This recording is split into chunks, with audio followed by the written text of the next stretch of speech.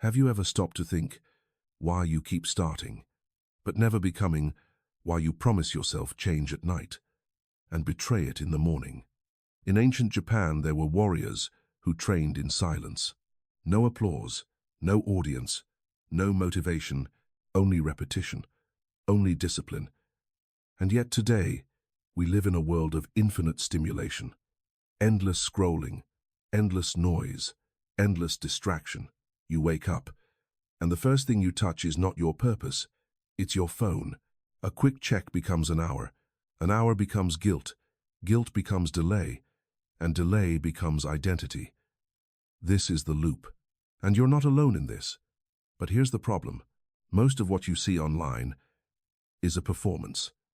Perfect routines, perfect habits, perfect lives, but they are edited, filtered, unreal. The truth is, discipline was never about perfection, and it was never about motivation. The truth is, the problem has never been your lack of willpower. It has always been your lack of structure. A study from Harvard University found that decision fatigue alone can destroy consistency across a single day. Researchers at Stanford University showed that environments filled with distraction reduce your cognitive control before you even begin. In other words, you don't fail because you are weak. You fail because your system is broken. But there is another way, a way that does not depend on how you feel, a way that was not created in modern comfort, but forged in ancient struggle. Like the lotus flower, it does not grow in clean water. It grows in mud, dark, heavy, chaotic. And yet, it rises, unshaken. Today you will learn the Lotus method, a system of discipline inspired by Eastern philosophy, tested through modern psychology, and built for people who are tired of starting over. This is not a hack. This is not a routine. This is a transformation. But understand this first. This is not for everyone, because after this video, you will not be able to blame motivation anymore. After this video, you will see exactly why you've been stuck, and more importantly, how to break it. Welcome to the channel, where we don't chase motivation, we build systems of identity. If you want to take control of your mind, subscribe now, and comment below, what is the one habit you keep failing to fix? Because in this video, I'm going to tell you a story, a real one, about a man named Lucas, 25 years old, smart, ambitious, and completely trapped in a cycle he couldn't escape, until something changed. And when it did, everything followed. Chapter 1. The Endless Loop. In today's video, I'm going to tell you a story about a man who thought he had time. Let me tell you a story about a guy named Lucas, 25 years old, living in Chicago, working as a freelance video editor. From the outside, his life looked fine. Flexible schedule, decent income, freedom. But that was the illusion, because every morning, his day began the same way. Alarm rings. Hand reaches out. Phone unlocked. Notifications. Messages. Social media. Just 5 minutes. That's what he told himself. But 5 minutes became 20. 20 became an hour. And by the time he looked up, the day had already started without him. Cold coffee on the desk. Deadlines approaching. Mind already tired. And the worst part he knew exactly what he was doing. He knew he was wasting time. He knew he was sabotaging himself. But he couldn't stop. This is what silent exhaustion looks like. No drama, no collapse, just a slow, invisible leak of energy. Every single day, Lucas wasn't lazy. He had goals, big ones. He wanted to build something of his own, escape client work, create a life with structure. But every time he tried to change, something pulled him back. I'll start tomorrow. I just need motivation. I'm not ready yet. The same script. Over and over again. An endless cycle. Effort, resistance, distraction, guilt, repeat. And the deeper he went, the more it started to feel like this wasn't a habit problem anymore. It was something else. Something internal. Something heavier. Like his mind was split in two. One part that wanted discipline, and another part that refused to follow. He would make plans at night. Clear, structured, perfect. But in the morning, he became a different person. This is the fracture. This is where most people break, because they think the problem is effort, but it's not. It's alignment. Lucas was living on autopilot, reacting, scrolling, escaping, day after day, and slowly, he started to accept something dangerous. Maybe this is just who I am. But that belief was about to be destroyed. Chapter 2. The collapse. Lucas didn't burn out all at once. It didn't look like a breakdown. No dramatic moment, no visible sukut, just erosion. Slow, silent, relentless. Every day he woke up with intention, and every night he went to sleep with regret. The gap between who he wanted to be and who he was becoming started to widen. At first he ignored it, told himself it was normal. Everyone struggles. I just need a better routine. I'll fix it next week. But weeks turned into months, and nothing changed. Deadlines piled up. Clients became impatient. Opportunities slipped through his fingers, not because he lacked skill, but because he lacked control. His mind was scattered, fragmented, pulled in 100 different directions by things that didn't matter. Scrolling, dopamine hits, constant distraction, and the more he consumed, the less he produced. This is where most people misunderstand the problem. They think they are tired because they are doing too much. But Lucas was exhausted from doing nothing that mattered. This is the paradox. You can be busy all day and still feel empty. You can be active and still be stuck. And deep down, he felt it. That quiet voice, the one that whispers when everything goes silent, "You are wasting your life." That voice became louder, harder to ignore, until one night, he sat alone in his apartment.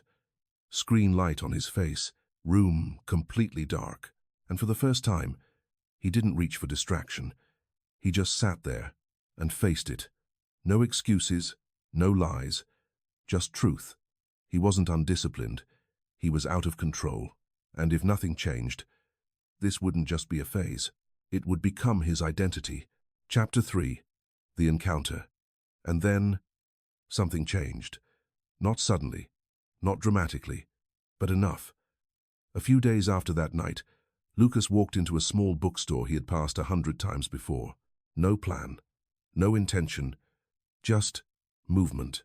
The place was quiet, dust in the air, wooden shelves, no music, almost forgotten. And that's where he saw it. A thin, worn-out book. No bright cover, no bold title, just a single word, discipline. He almost ignored it. Almost. But something felt different. So he picked it up, flipped through a few pages. And then, one sentence stopped him. Discipline is not something you force. It is something you build. He froze, because for the first time, this didn't sound like motivation. It sounded like truth. He bought the book, took it home, and that night, instead of scrolling, he read. Page after page. It spoke about ancient Eastern philosophy, monks who trained in silence, warriors who removed distractions before they built strength, not adding more, but removing what weakens you. And then, a name appeared. Satoshi. A teacher. Not famous, not modern, but precise. His method was simple. 5 principles. No shortcuts, no hacks, just structure, just repetition, just identity.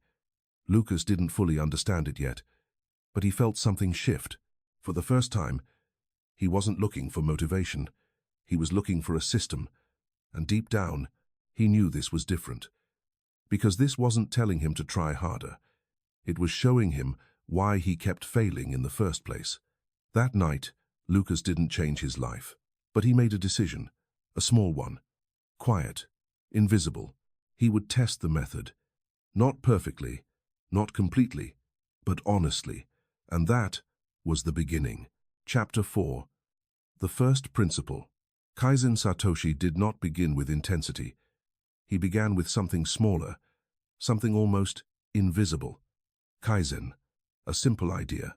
Small steps, every day, no exceptions. Lucas didn't like it at first. It felt too slow, too easy, too insignificant.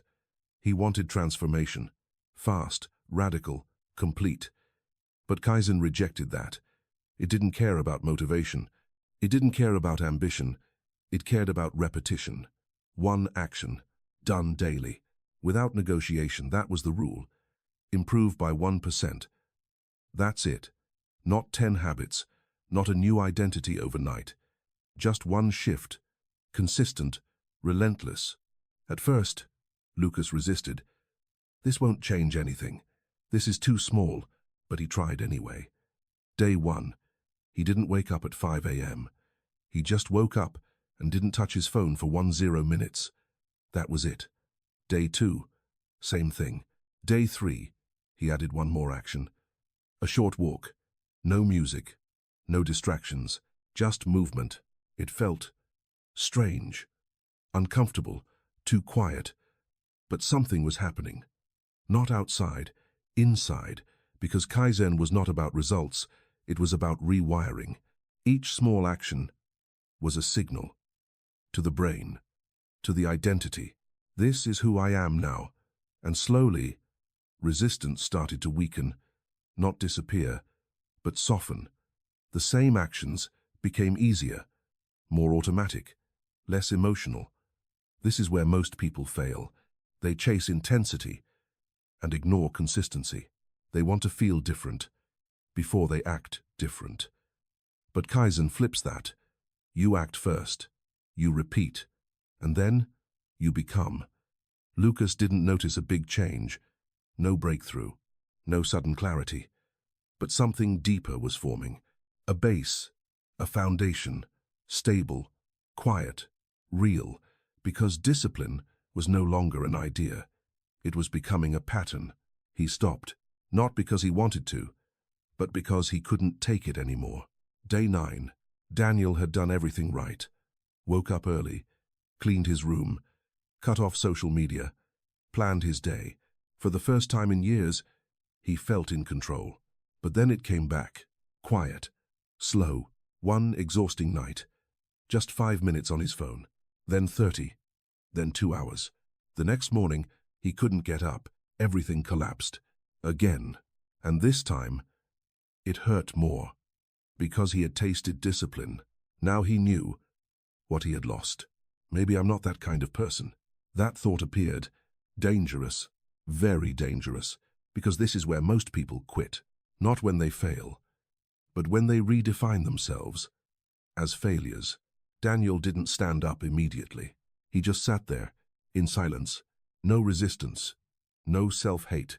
And then, he remembered, the lotus. It doesn't grow in clean water. It grows in mud. The mud is not the problem. It is the condition. Relapse is not failure. It is part of the system, a necessary part. His brain wasn't against him. It was just returning to what was familiar. The amygdala chooses safety, not growth. And suddenly, everything became clear. He didn't need to start over. He just needed to return to the system. That day he didn't try to be perfect. He did one thing. He cleaned his desk. That's it. But he did it. The next day, he added one more step, and another. Slow, but certain. No emotion, no motivation, just repetition. And this time, something was different. He wasn't trying to become disciplined. He was acting like someone who already was. Silent, precise, non-negotiable. He fell, but he didn't return to who he was. He returned to the path. And that was the moment everything changed. Chapter 6, The Science of Discipline. But this isn't just philosophy, this is biology. Because every time Lucas chose action over distraction, something changed inside his brain. The amygdala, the part responsible for fear, impulse, and instant reaction, was losing control.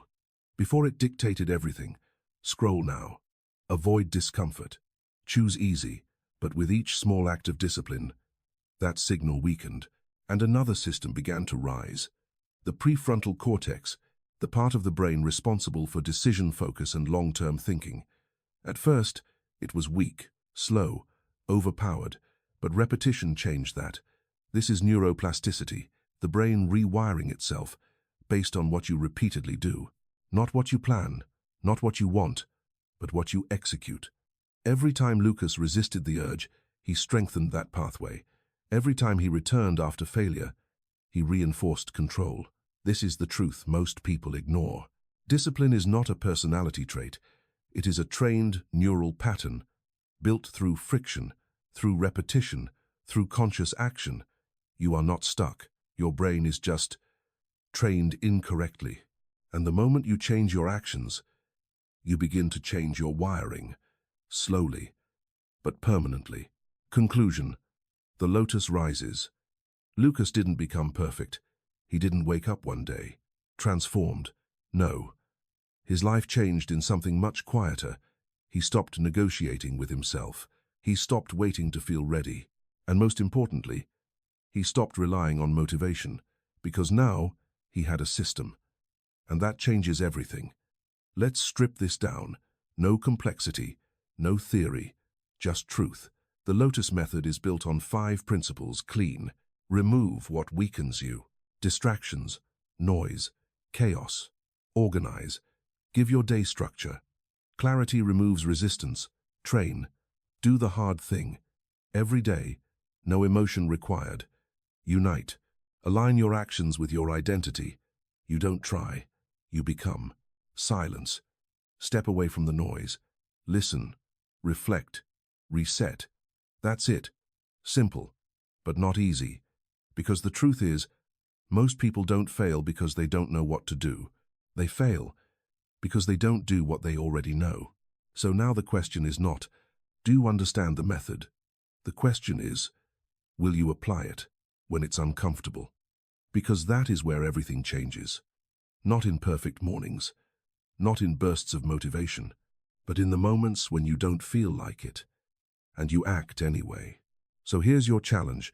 Not 100 days, not a complete life overhaul, just 14 days. Pick one principle, only one, and commit. If it's cleaning, remove one distraction.